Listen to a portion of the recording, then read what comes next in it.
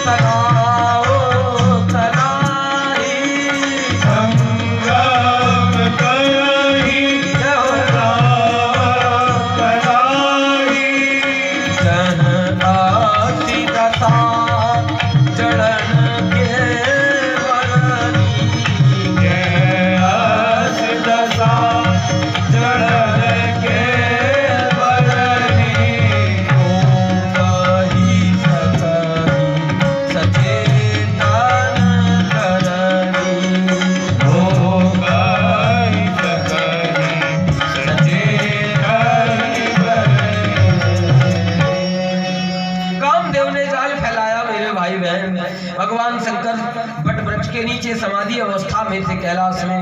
कामदेव ने जब कामुक वातावरण फैलाया तो तुलसीदास जी ने काम की चर्चा लिखी। क्या मर्यादा से लेकर पढ़ के देख लेना, एक एक लाइन, एक एक मात्रा में ऐसा बिल्कुल नहीं लगता कि काम प्रकट होता, ऐसा संभाल कर लिखा गया है। धन है तुलसीदास, काम की चर्चा, वासना की चर्चा, वो भी मर्यादा में। जब काम चढ़ता है तो मर्यादा को पार कर जाता है। पर तुलसीदास जी की लेखनी ने काम का जब प्रसंग लिखी तो काम का प्रसंग भी मर्यादा में लिखा गया। समझने वाले समझदार समझ जाएंगे जो यहाँ बैठे, ध्यान से सुनिएगा।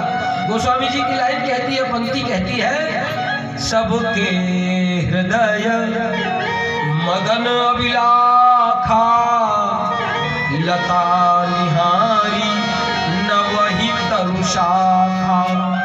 लता स्त्रीलिंग, तरु पुल्लिंग, स्त्रीलिंग का पुल्लिंग से मिलन हो रहा है काम का वातावरण, पर साहित्य की दृष्टि से मर्यादा में हो रहा है। लता निहारी न वही तरु शाखा, सबके हृदय मदन अभिलाखा।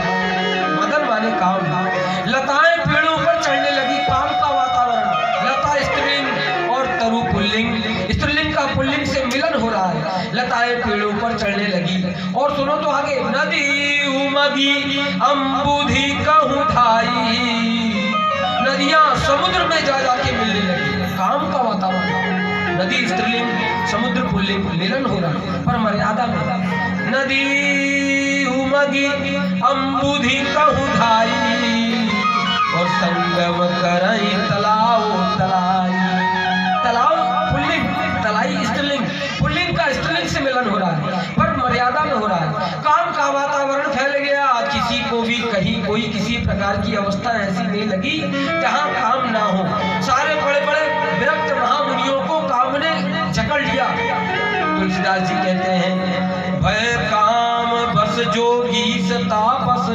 छंद आया बड़ा प्यारा, समय कम है, मुझे जल्दी विवाह कराना है, इसलिए कई छंद छोड़ दे रहा हूँ, कई चौपाइयां छोड़कर आगे कह रहा हूँ। श्री गोस्वामी जी लिखते हैं भय काम बस जोगी तापस, पावरन की को कहे देखई चराचर नारी में जे ब्रह्म में देखत रहे। बड़े बड़े सिद्ध महात्मा योगी अमलात्मा बिबलात्मा जो भजन करके पूरे संसार में ब्रह्म दृष्टि रखते थे, कामदेव ने शिव जी की समाधि टिकाने के लिए जब अपना प्रभाव फैलाया तो जो संसार में ब्रह्ममय दृष्टि रखते थे उनकी दृष्टि नारीमय बन गई। पूरे संसार में नारी नारी दिखाई देने लगी महात्मा संतों को। अबला विलोक ही पुरुषमय जग, पुरुष सब अबलामयम, दुई दंड भरी ब्रह्मांड भीतर काम कृत कौतुक अयम। दो दंड में दो घड़ी में काम ने इतना वातावरण फैलाया। गोस्वामी जी लिखते हैं धरी न काहू धीर, सब जगह कामुक वातावरण, वासना का वातावरण, कोई धीर नहीं रख रहा है। दिन में रात में सब लोग काम में लिप्त हो गए। धरी न काहू धीर, सबके मन मन सिज हरे, सबके मन को मनसिज माने काम ने हर लिया। पर एक मेरी बात मेरे भाई, ये बहुत विशेष बात सुनना, रामचरितमानस में ये जो सोरठा आया ना, इसके बाद अयोध्या की रामायणियों का मत है, मैं जहाँ पढ़ा हूँ वहाँ के महात्माओं ने तो भाष्य लिखा है रामचरितमानस में, तो ऐसे महात्माओं का मत है कि इस स्थान पर श्री तुलसीदास जी की कलम रुक गई, कथा आगे बढ़ी नहीं। अब क्या लिखो गोस्वामी जी को पता ही नहीं लगा। तुलसीदास जी सोचने लगे अब कलम आगे नहीं बढ़ रही है। वो तो वहां आया जहां पर तुलसीदास जी की रुकावट बन गई लिखने में। कौन सा सोरठा, ध्यान से सुनिएगा। जब कामदेव ने अपना वातावरण फैलाया तो तुलसीदास जी पहली लाइन लिखते हैं धरी न काहू धीर, किसी ने धीर धारण नहीं किया। आगे क्या लिखे, बोले सबके मन मन सिज हरे, सबके मन को मन सिज माने काम ने हर लिया। अब जब लेखनी रुक गई तो बहुत सोचने लगे आगे क्या लिखूं, आगे क्या लिखूं। जब कुछ समझ में नहीं आया तो उस दिन लेखनी बंद कर दिए। उस दिन बसंत पंचमी थी। बसंत पंचमी संवत 1631 की बाद में कार्तिक मास में कोई ऐसा समय आया। पहली रुकावट तो बसंत पंचमी में, दूसरी रुकावट कार्तिक मास की द्वितीया पक्ष की तिथि में हुई। कृष्ण पक्ष की द्वितीया में रुकावट बनी तुलसीदास जी को लेखनी में। 9 जगह तुलसीदास जी रुके, आगे कथा नहीं बढ़ पाई। तो पहली जब रुकावट हुई तो इसी दोहे में हुई, इसी सोरठे में हुई कि धरी न काहू धीर, सबके मन मन सिज हरे। जब आगे लिखते नहीं बना तो श्री हनुमान जी महाराज को तुलसीदास जी ने याद किया। हनुमान जी बड़े भैया आप ही लिखवा दें, आगे कुछ भी लिखवाएं, मेरे से बन नहीं रहा है। तो हनुमान जी ने ये लाइन आधी पूरी करवाया। ये लाइन हनुमान जी की लिखी गई है। हनुमान जी ने क्या लिखवाया, हनुमान जी प्रकट हुए और तुलसीदास जी को बोले क्यों तुलसीदास जी महाराज एक बात तो बताओ। बोले बताओ, क्या पूछना चाहते हैं प्रभु। हनुमान जी कहने लगे सबके मन मन सिज हरे, सबके मन को काम ने हर लिया तो मेरे को भी हर लिया होगा। तुलसीदास जी शर्मा गए। हनुमान जी बोले मैं अखंड ब्रह्मचारी हूँ, मेरे मन को ये छिटाक भर काम क्या हरण करेगा, इसकी क्या ताकत है कि मेरे मन को हरण करे। पर आपने तो लिखा कि सबके मन मन सिज हरे। कोई बात नहीं, मैं इस लाइन को आगे बढ़ा देता हूँ। हनुमान जी ने अर्धाली पूरी करवाया। जे राखे रघुवीर ते उबरे तिहु काल, जिसको रघुवीर राम जी ने रखा फिर वो तीनों काल में काम के वशीभूत नहीं हुआ। मतलब जिसको भगवान रख लेते हैं उसको फिर कोई कुछ नहीं बिगाड़ सकता, क्योंकि जाको राखे साईं मार सके ना कोई, बाल न बांका कर सके जो जग बैरी हो। चाहे जगत में कोई कितने बैरी हो जाए, भगवान जिसके रक्षक हैं उसको कोई बिगाड़ नहीं सकता, क्योंकि भगवान ने प्रण किया है। कौन सा प्रण? श्री भगवान का प्रण है, करऊं सदा तिनकी रखवाली, करऊं सदा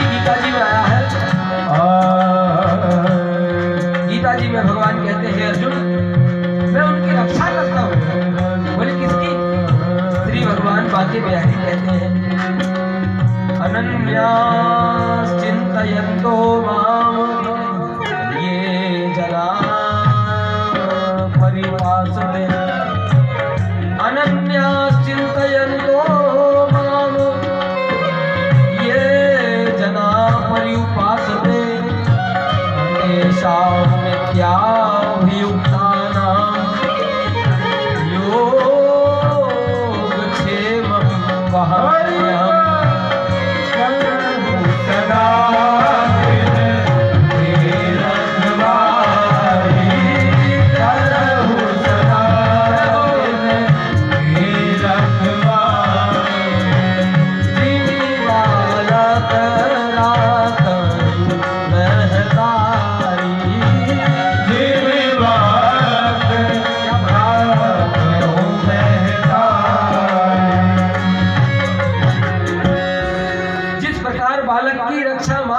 छोटे बालक की रक्षा, मेरा बालक कहीं आग में न चले जाए, मेरा बालक कहीं गड्ढे में न गिर जाए, मेरा बालक कोई गंदी अवस्था में पड़े हुए कोई चीज खा तो न ले।